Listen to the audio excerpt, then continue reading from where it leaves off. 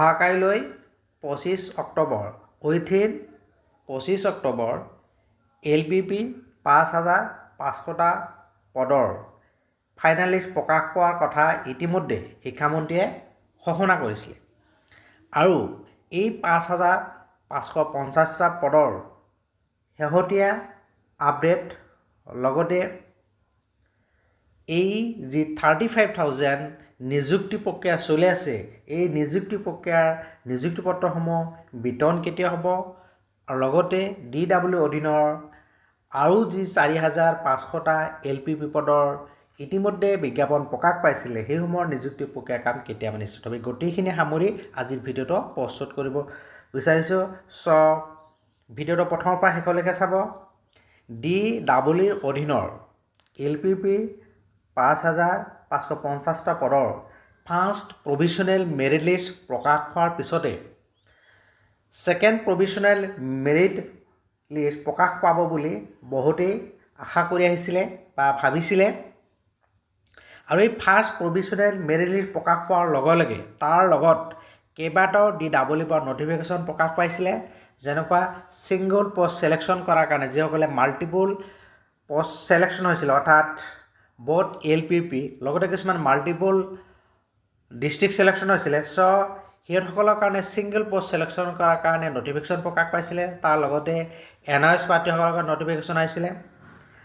next যিবিলাক already regularise হৈছিলে যেনেকুৱা BTDত LPP গ্ৰেজুৱেট পষ্ট গ্ৰেজুৱেট পদসমূহত ৰেগুলাৰাইজ হোৱা একাংশ প্ৰাৰ্থীৰ লিষ্টত নাম আহিছিলে আৰু একাংশ SRDৰ অধীনত ৰেগুলাৰ হোৱা প্ৰাৰ্থীসকলৰ এই ফাৰ্ষ্ট প্ৰভিশ্যনেল লিষ্টত নাম আহিছিলে তাৰ লগতে জেনেৰেল গ্ৰেজুৱেট আৰু পষ্ট গ্ৰেজুৱেট পদসমূহৰ ছিলেকশ্যনৰ একাংশ প্ৰাৰ্থীৰ নাম সন্নিৱিষ্ট এই গোটেই আহুৱাসমূহ দূৰ হোৱাৰ পিছত ইয়াৰ কাৰণে উড্ডেল অপশ্যনো দিয়া হৈছিলে গ্ৰেজুৱেট আৰু পষ্ট গ্ৰেজুৱেট পদসমূহৰ কাৰণে বা যিসকলে SRDৰ অধীনত ৰেগুলাৰাইজ হৈ আছে বা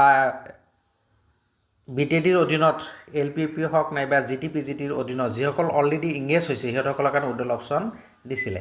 আশা কৰা হৈছিলে এই আশাসমূহ দূৰ হোৱাৰ পিছতে নেক্সট অৰ্থাৎ ছেকেণ্ড প্ৰভিশ্যনেল লিষ্ট প্ৰকাশ পাব কিন্তু মুখ্যমন্ত্ৰী ইতিমধ্যে ঘোষণা কৰিলে যে এইবাৰ যাতে বিশেষকৈ LPPৰ ক্ষেত্ৰত অভাৰলেপিং বা ডাবল পষ্টিং নহয় তাৰ কাৰণে বিভাগসমূহৰ মাজত যাৱতীয় নিৰ্দেশনা দিয়াৰ উপৰিও তেখেতে ঘোষণা কৰিলে যে গ্ৰেজুৱেট আৰু পষ্ট গ্ৰেজুৱেটৰ পদসমূহৰ ফাইনেল ৰিজাল্ট ঘোষণা হোৱাৰ পিছতে LPPৰ মেৰিট লিষ্টখন প্ৰকাশ পাব তাৰপিছত কিন্তু সেইখন প্ৰভিশ্যনেলে ফাইনেল লিষ্ট প্ৰকাশ হ'ব সেইখন স্পষ্ট নহ'ল যদিও যিহেতু মুখ্যমন্ত্ৰীয়ে ঘোষণা কৰিছিলে যে 25-26 অক্টোবৰ মানতে গোটেই পদসমূহৰ নিযুক্তিপত্ৰ বিতৰণ কৰিব অৰ্থাৎ আৰু এটা কথা কৈছিলে যে 25 পৰা 20 অক্টোবৰ ভিতৰত ফাইনেল লিষ্টসমূহ প্ৰকাশ পাব পিছত আকৌ যিহেতু গ্ৰেজুৱেট আৰু পষ্ট গ্ৰেজুৱেটৰ ফাইনেল লিষ্টখনে 17 অক্টোবৰ তাৰিখে প্ৰকাশ হোৱাৰ পিছত শিক্ষামন্ত্ৰীয়ে ঘোষণা কৰিলে যে উইথিন 25 অক্টোবৰ LPP লিষ্ট প্ৰকাশ পাব আকৌ যোৱাকালি কেবিনেট বৈঠকৰ অন্তত মুখ্যমন্ত্ৰীয়ে গোটেই নিযুক্তি প্ৰক্ৰিয়াটো দিলো সম্পৰ্কে উল্লেখ কৰিলে আৰু লগতে LPPৰ মেৰিট লিষ্টখন কেতিয়া প্ৰকাশ পাব সেই সম্পৰ্কে তাৰিখ ঘোষণা